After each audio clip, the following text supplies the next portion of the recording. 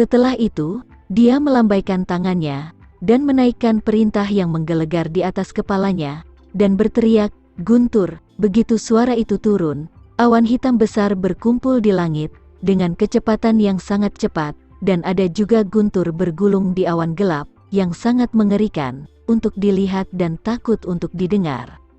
Gerakan ini seperti awal dari badai. Carrie langsung ketakutan oleh formasi ini, dan seluruh orang tanpa sadar gemetar dan bergumam, "Bagaimana ini mungkin?" Bai Mai juga ketakutan. Dia berdiri di belakang Tama, menatap punggung Tama, dan tidak bisa menahan diri untuk bertanya pada dirinya sendiri, bagaimana pemuda ini memiliki kemampuan untuk mencapai langit? Apakah dia eksistensi yang lebih tinggi dari seorang pejuang? Orang-orang seperti ini, bukankah mereka menghilang pada zaman dulu dalam catatan? Pada saat yang sama, Tama melakukan perintah yang menggelegar, memandang Carrie seperti semut, dan bertanya dengan dingin, "Carrie, hari ini aku akan menghukummu dengan kematian. Apakah kamu siap?" Dengan suara guntur bergemuruh di telinganya, Carrie sudah terkejut, berdiri diam, dan bahkan tidak tahu bagaimana harus menanggapinya. Melihat dia tidak berbicara, Tama mengulurkan tangannya dan menunjuk ke mobil yang dikemudikan Carrie.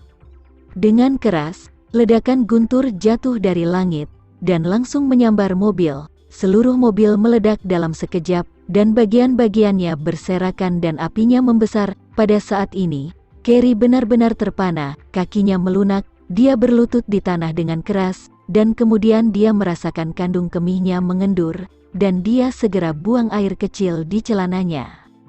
Jantung dan berdebar kencang, dia ingat apa yang telah dia lakukan, dan katakan sebelum menolak, untuk bekerja sama dengan Tama, dan hatinya bahkan lebih ketakutan, karena takut dia tidak akan memaafkannya. Jika Tama benar-benar ingin menghukumnya, karena ketidaktaatan, dengan kekuatannya, dia bisa dimusnahkan dalam sekejap. Melihat Carrie berlutut di tanah, dan dia sudah ketakutan, jadi Tama bertanya dengan dingin lagi, "Carrie, aku akan bertanya padamu lagi, hari ini aku akan menghukummu, bisakah kamu diyakinkan?" Air mata dan hidung Carrie mengucur, dan dia tersedak seperti anak kecil. "Saya ambil, saya hanya berharap bahwa tuannya bisa dapat mengampuni saya, mulai hari ini dan seterusnya, saya akan bersumpah ke langit dan bersumpah sampai mati, seperti anjing dalam hidup saya, ikuti Tuan, pedang, lautan api, dan saya tidak akan ragu. Saya meminta Tuan untuk menunjukkan kebaikannya kepada saya." Tama sedikit tersenyum, "Kebaikan tidak ada, dan saya tidak membutuhkan orang seperti itu untuk menjadi anjingku."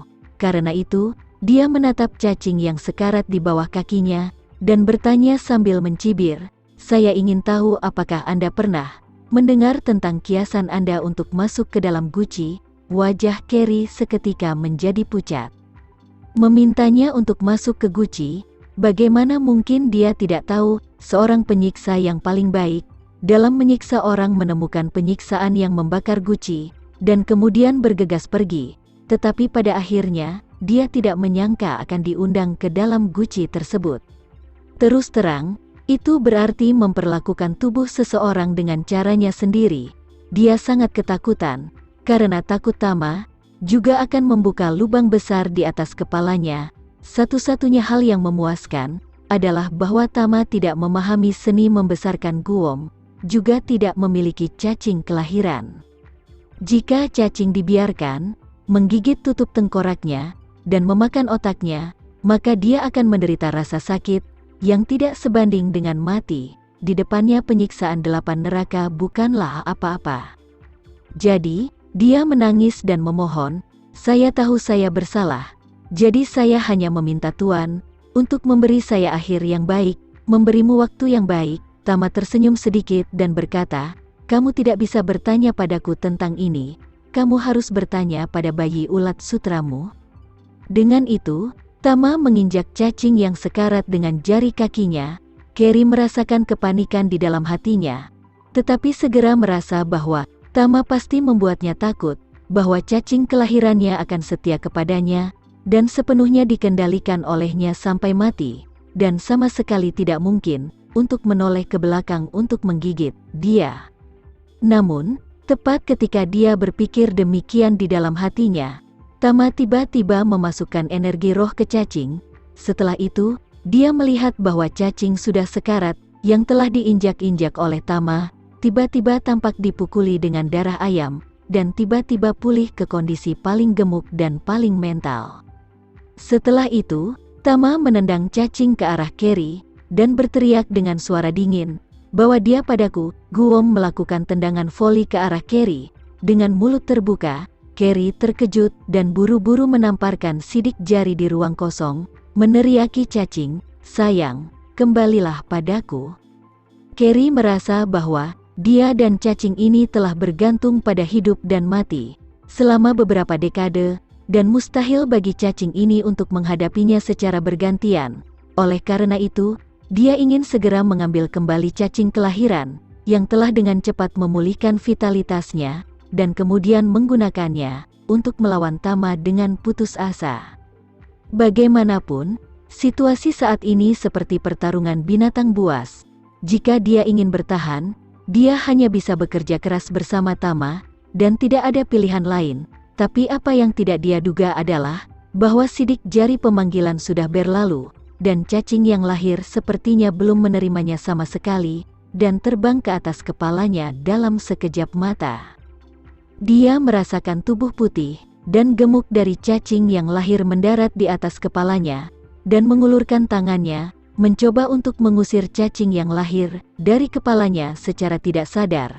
Namun, baru mencapai bagian atas kepala, dengan kedua tangannya, dia merasakan sakit yang tajam, disertai dengan bunyi klik yang tajam.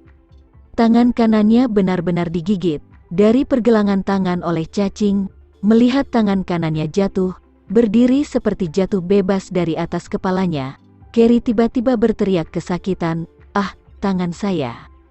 Begitu suara itu jatuh, terdengar cacing yang baru lahir menggigit lagi dalam sekejap, dan langsung menggigit pergelangan tangan kirinya. Tangan kiri berdarah, jatuh dari atas kepala, mengenai tangan kanan, dan langsung terpental.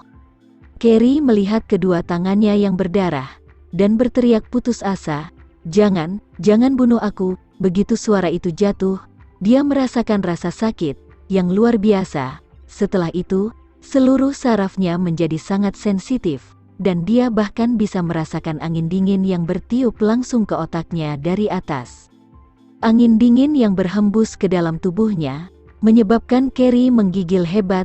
Yang terjadi selanjutnya adalah perasaan yang 10.000 kali lebih menyakitkan dari kematian karena ribuan luka, karena racun yang dikeluarkan oleh Guworm, yang baru lahir benar-benar menakutkan, membuat rasa sakit di saraf 100 kali lebih parah dari sebelumnya. Belum lagi Guworm yang lahir, menggigit lubang besar atas kepalanya. Bahkan jika seseorang sekarang mengambil jarum bordir dan menusuknya dengan santai, itu hampir setara dengan 1000 anak panah yang menusuk jantung.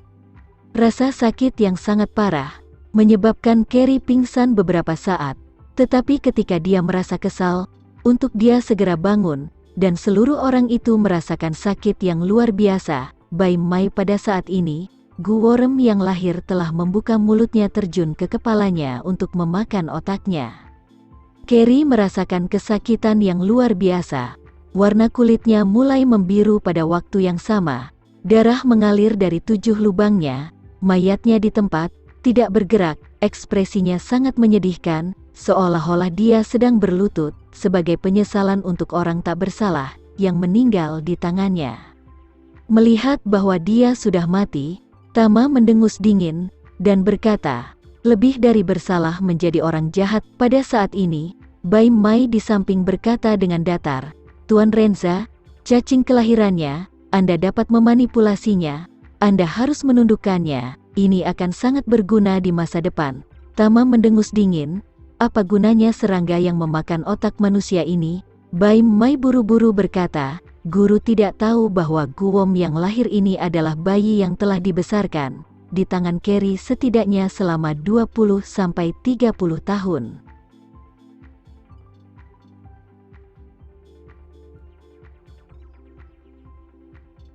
Sekian dulu ya video kali ini, kita lanjutkan lagi videonya di lain waktu. Oh iya, bagaimana menurut kalian? Semoga bisa sedikit menghibur kalian semua. Untuk teman-teman yang baru nonton, jangan lupa subscribe ya, hehehe. Dan kalau teman-teman ada yang ingin gabung langganan, bisa langsung gabung saja untuk dapat fitur yang menarik dan sedikit membantu Mimin. Terima kasih banyak sudah menonton, sampai jumpa lagi, bye.